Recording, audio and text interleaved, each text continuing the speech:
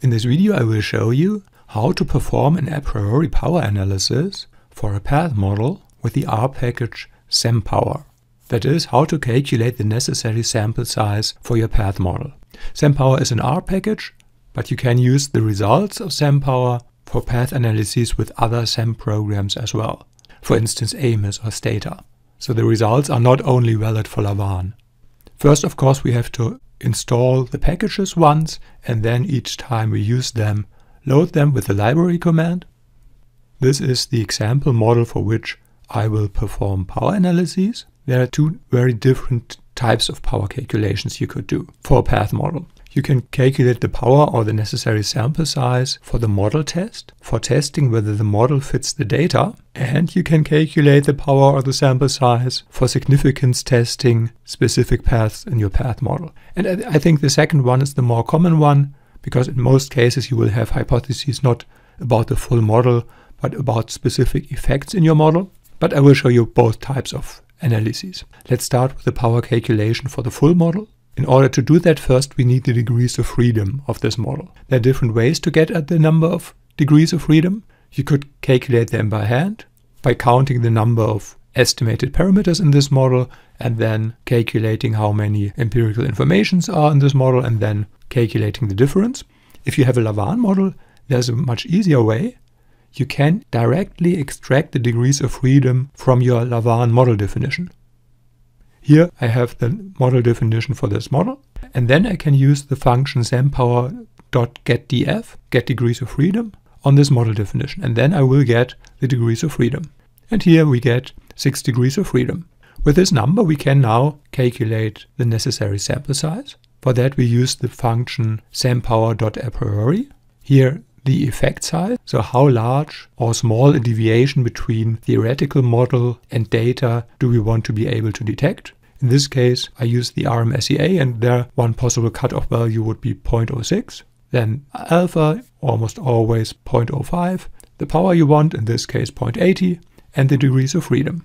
And then with the summary function we can look at the results.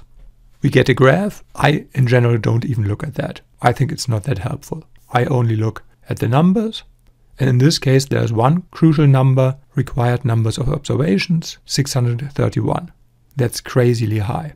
The reason for that, the RMSEA has well-known problems in models with a very small number of degrees of freedom. So for a model with 6 degrees of freedom, even a very small difference between theoretical model and empirical data could lead to a high RMSEA. Therefore, in path models, I don't recommend using the RMSEA for the full model power calculation, but rather the AGFI.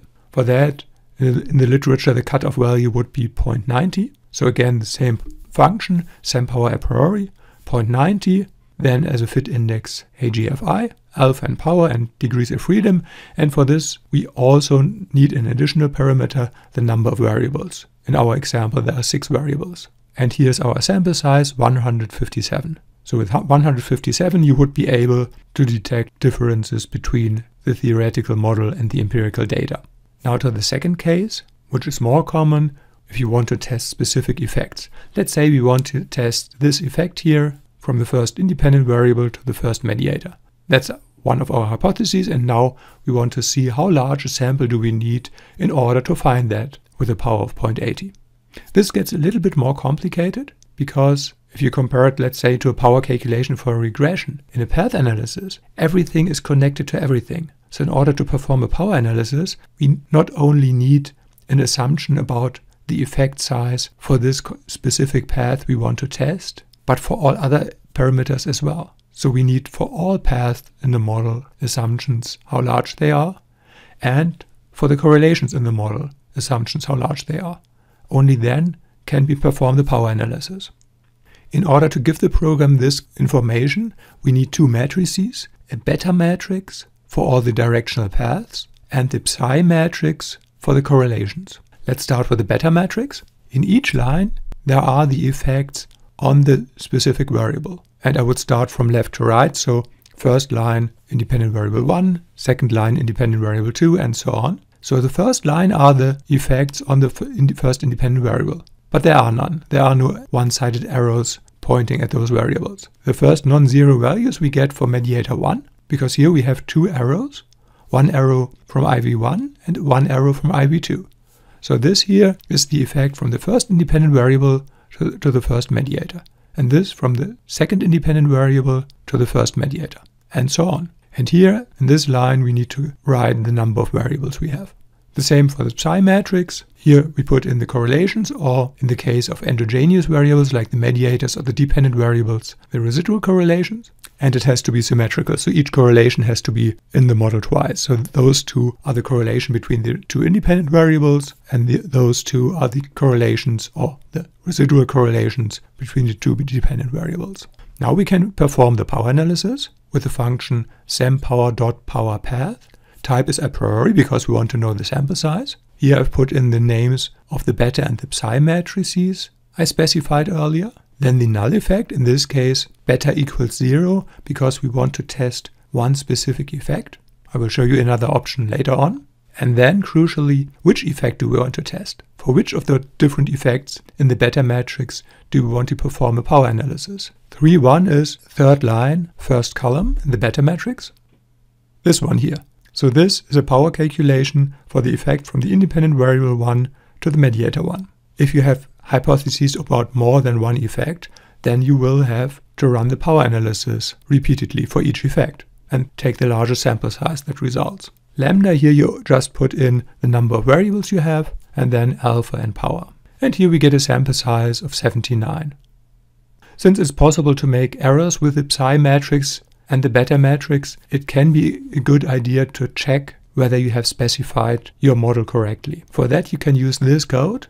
You don't need to understand all the details of this code. The only thing you have to change is this parameter here. This is the name of the result of the power calculation. So you change this, everything else stays the same. And then you can check whether you have correctly specified the model. You don't need to write it down from the screen. There's a text version for this tutorial too. You'll find a link in the video description. So let's run this. The first model is the H1 model. That is the model you specified in the beta and psi matrix. The latent variables are not relevant because we don't have latent variables here. The standardized regressions, here you can check whether you have put in the correct regression weights in your beta matrix. And the standardized covariances or correlations, here you can check whether you have put in the correct correlations. And then the null model. The crucial part is this here, this 0. Here you can check that for your power analysis you have set this effect to 0. So in this case we have specified the model correctly and we can use the results.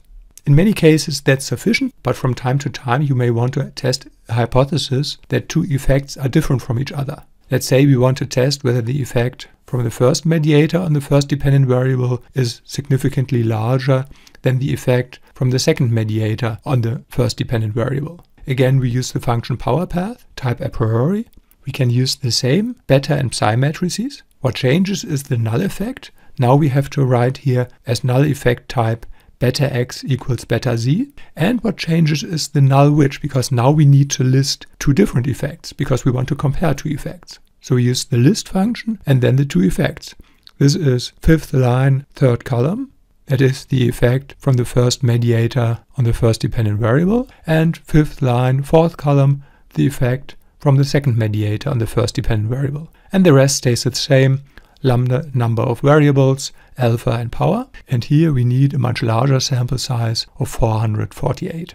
That's it for this introduction into the power calculation for a path model with semPower. If you want to know more about semPower, I can really recommend its documentation. I think it's one of the best documented R packages there is around. For each function, and there are many more functions, you get lots of examples, so it's very easy to teach yourself to use semPower based on its documentation. Thanks for watching and see you in the next video.